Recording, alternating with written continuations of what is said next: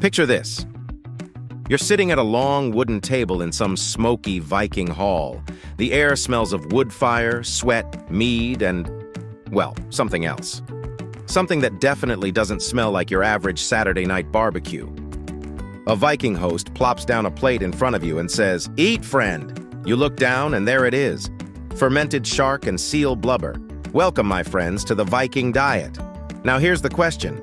How did these warriors grow into such massive, battle-ready figures on food that sounds more like a dare than dinner? Let's dive in, right here on History of Food.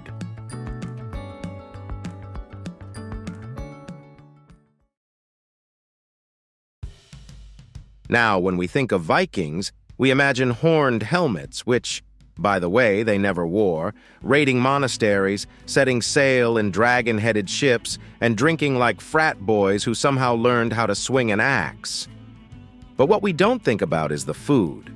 Because let's face it, between the sea battles, pillaging, and storytelling around the fire, somebody still had to eat. And the Vikings, they had a pretty unique approach to dinner.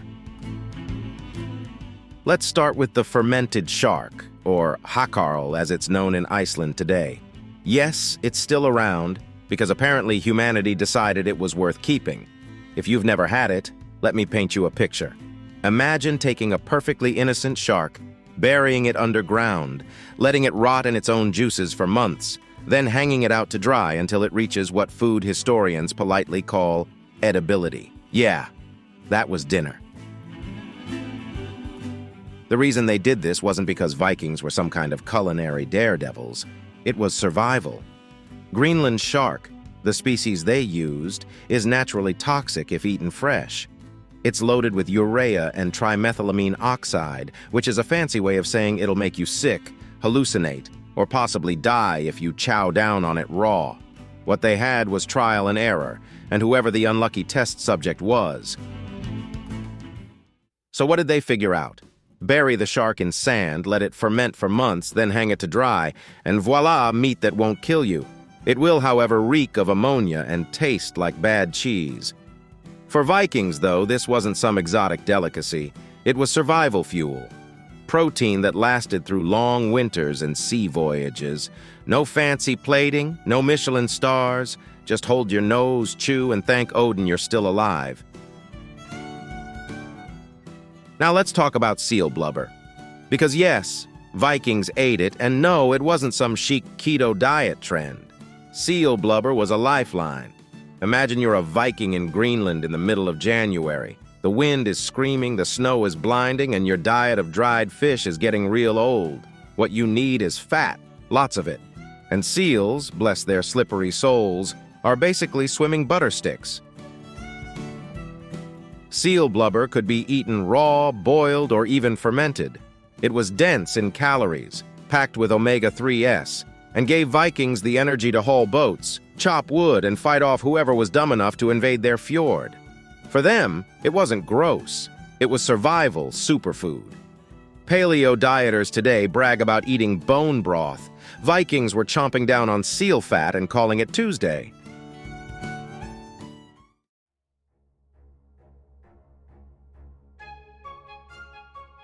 Of course, if you're imagining a Viking feast as some Game of Thrones-style banquet with roasted boar and overflowing platters, yes, they had that too, on good days. But most of the time, their diet was practical and local.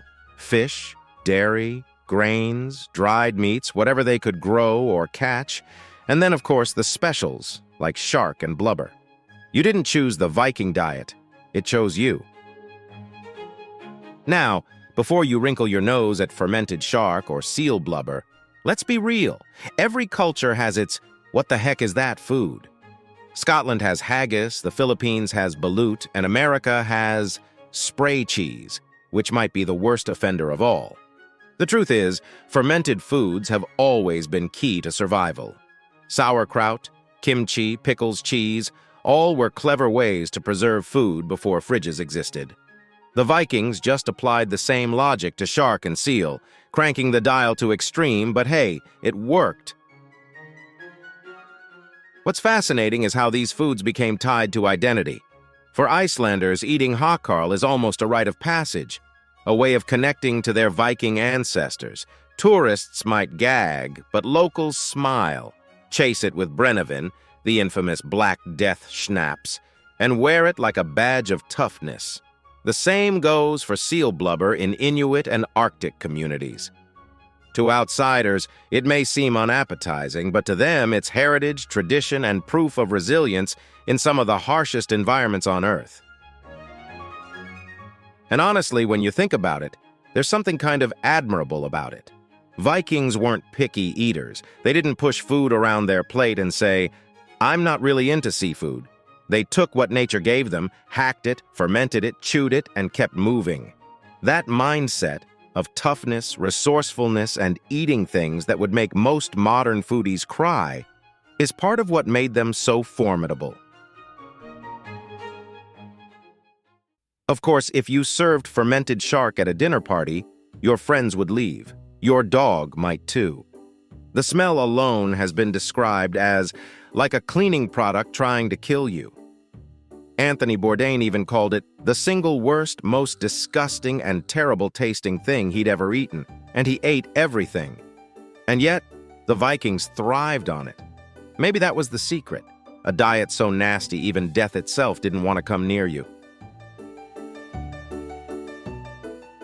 But here's the cool part.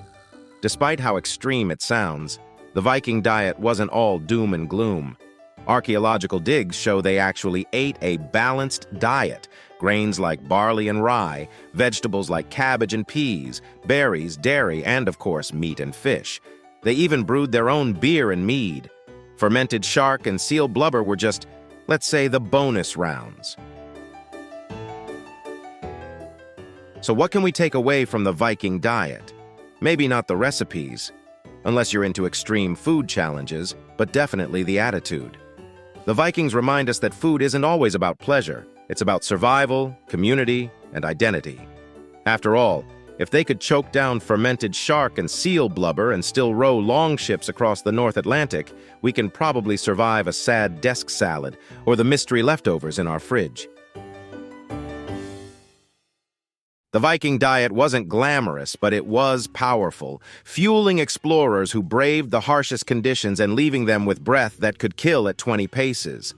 So next time you complain about lunch, remember, somewhere a Viking ancestor is chewing ammonia-soaked shark and saying, "Man up!" Suddenly, that wilted desk salad looks like a shameful offering to Odin. Thank you for watching.